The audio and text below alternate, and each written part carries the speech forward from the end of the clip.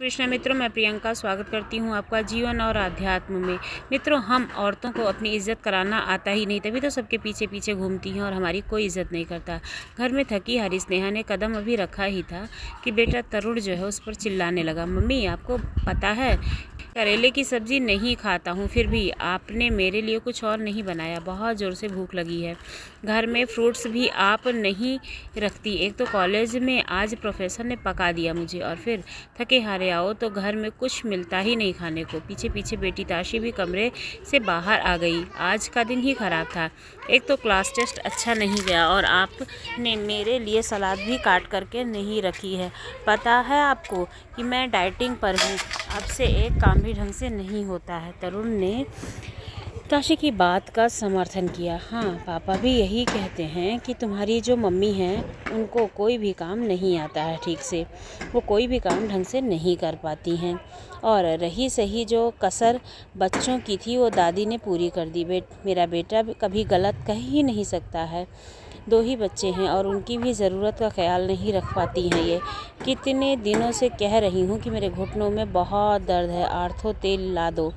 मेरा चश्मा टूट गया है, उसे बनवा दो। लेकिन तुम्हारी माँ को फुर्सत ही कहाँ है। सुबह बाज़ार गई थी और अब लौटी हैं। उड़ाओ पैसे। मेरा बेटा दिन रात मेहनत करके कमाता है और तुम आराम से शॉपिंग करो। दादी की बात सुन करके तरुण और ताशी जो हैं वो दोनों मुस्कुराने लगे। यह देख स्नेहा को गुस्सा तो बहुत आया, लेकिन कुछ नहीं बोली। वो वैसे ही बहुत थक गई थी। फ्रेंड्स, अगर वीडियो अच्छी लगती है तो चैनल को ज़रूर सब्सक्राइब किया कीजिए। और उन सबको बोल कर या डांट कर अपने आप को और भी थकाना नहीं चाहती थी। किचन में जा कर के पानी पिया, फिर उसने अपने हैंड बैग से सासू माँ का चश्मा निकाला और उनको दे दिया। शॉपिंग बैग से आर्थो तेल निकाल करके उनके सामने रख दिया। फ्रूट्स निकाला और धोकर फ्रूट बास्केट में रख दिए। बाज़ार से लाई हुई सब्जियां निकाल बेटी के लिए सलाद बनाकर उसे दे दिया और फिर कमरे में अपने चली जाती है। ज़रा सा कुछ कहो नहीं कि तुम्हारी मम्मी का मुंह फूल जाता है, अपना मुंह फुला लेती है। मेरा सामान ला करके कोई एहसान नहीं किया, मेरे बेटे की ही कमाई है, उसी से वो लेकर आई है। और यही सब अगर पहले कर देती तो हम भी गुस्सा नहीं करते। फालतू में हम सबका दिमाग ख़राब कर दिया। कनिका जी अपनी झेप मिटाने के लिए भी स्नेहा को ही दोष दे रही थी। अभी तक आप समझ ही गए होंगे कि स्नेहा की क्या स्थिति है। अपने ही घर में शायद एक टिंग बैग की तरह जो आता है मुक्का मारकर चला जाता है। अरे अभी आप पति जी अनिल से तो वे मिले ही नहीं। जब घर के बाकी सदस्यों का कुछ व्यवहार था तो उनसे कुछ अलग की उम्मीद बिल्कुल ही मत करिएगा। शाम को घर आते ही कनिका जी के दिन का सारा ब्यौरा बेटे को सुना दिया कि स्नेहा की वजह से तरुण और ताशी भूखे रह गए और बाजार से लेट आई तो वो भी दवा समय से नहीं खा पाई थी। अनिल का मूड ऑफिस में बॉस की डांट के कारण वैसे ही बहुत ख़राब था और घर पर स्नेहा की शिकायत, उसका भी सारा गुस्सा स्नेहा पर फूट पड़ा। यार तुम करती क्या हो घर में? मैं ऑफिस में बॉस की डांट सुनूं और घर आकर के तुम्हारी कामचोरी की शिकायत सुनूं? किसी काम की नहीं हो तुम। मेरा घर अगर तुमसे नहीं संभाला जाता है तो साफ साफ कह दो, मैं नौकर रख लेता हूँ। कम से कम इस रोज़ की शिकायत से तो बच जाऊँगा। स्नेहा जिसने अपनी 20 साल की शादी में सिर्फ पति, बच्चे और सासू जी और उनके रिश्तेदारों को खुश करने में ही बिता दिया था, आज यह सुनकर उसकी भी सहने की शक्ति जो है पूरी तरह से ख़त्म हो गई थी। उसने कुछ नहीं बोला, लेकिन मन ही मन एक फ़ैसला कर लिया था। उसने 2-4 जगह फ़ोन किया और रात का काम ख़त्म किया और सो गई। सुबह स्नेहा के घर से एक बार फिर तरुण, ताशी, अनिल और कनिका जी के चिल्लाने की आवाज़ सुनाई दे रही थी। मम्मी मेरा दूध ब्रेड कहाँ है? मुझे आज ओट्स चाहिए। बहू मेरे लिए आज उपमा बना देना। स्नेहा मेरा टिफ़िन और नाश्ता कहाँ है मम्मी? स्नेहा किचन से निकल कर आई। आप सभी को क्या, कैसे और कितना खाना है इसे बता दीजिएगा। किचन से एक औरत बाहर आई। ये माया है, आज से आप सभी की ज़रूरतों का यही ख्याल रखेगी। ये क्या मजाक है स्नेहा? अनिल गुस्से से बोला। अरे आज तक घर में कोई काम वाली नहीं रखी गई है। तुम्हें तो सिर्फ मेरे बेटे की कमाई ही लुटाना आता है। यह घर का काम करेगी तो तुम क्या करोगी? कनिका जी भी लखी माँ जी, मैं वही करूँगी जो 20 सालों से आप लोगों की नज़रों में करती आई हूँ। आराम। और अनिल, आपने ही कल कहा था ना कि अगर मुझसे आपका घर का काम नहीं संभाला जा रहा है तो आपको साफ साफ कह दूँ, आप नौकर रख लेंगे। तो आज मैं आपको और बाकी लोगों को साफ साफ बता रही हूँ कि अब मुझसे घर का काम नहीं संभाला जाएगा। आप सभी को तकलीफ़ ना हो इसलिए माया को काम पर रख दिया है।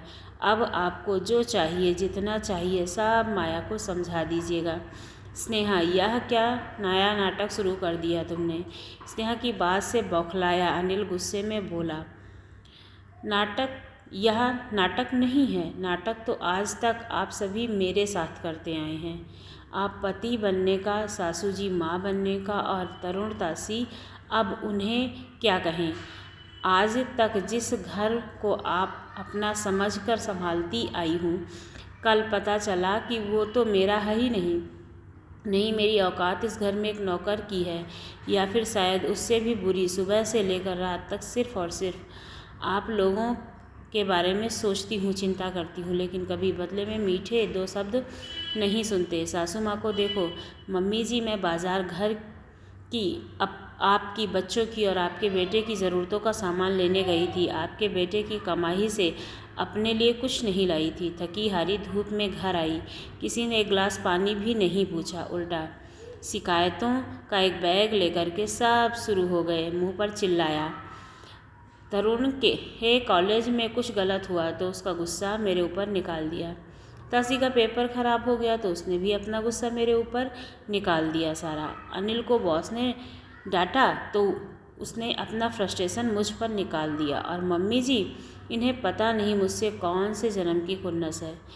कभी आज तक प्यार से 2 मीठे बोल तो बोले ही नहीं हैं। आप सभी ने मुझे पंचिंग बैग समझ लिया है, इसका जो मन करता है और अपनी भड़ास और चिड़चिड़ापन निकाल लेता है मुझ पर।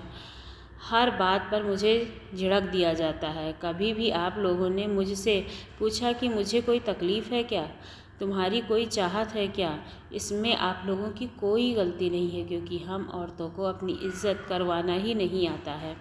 मम्मी जी, आपका बेटा अगर ऑफिस में मेहनत करता है तो मैं भी दिन रात घर में मेहनत करती हूँ। अगर बेटा सुबह से 9 बजे तक नौकरी करता है, जिसमें संडे के अलावा और भी छुट्टियाँ मिलती हैं उसे, लेकिन मैं 24 घंटे और भी बिना छुट्टी के लिए आपके बेटे का घर संभालती हूँ। सबको उसकी ज़रूरत का हर चीज़ सही तरीके से मिल जाता है, फिर भी मुझे कहा जाता है कि मैं किसी काम की नहीं हूँ और ना ही मैं ढंग से काम करती हूँ। इसलिए मैं आज और अभी से आपके घर की जिम्मेदारियाँ छोड़ रही हूँ।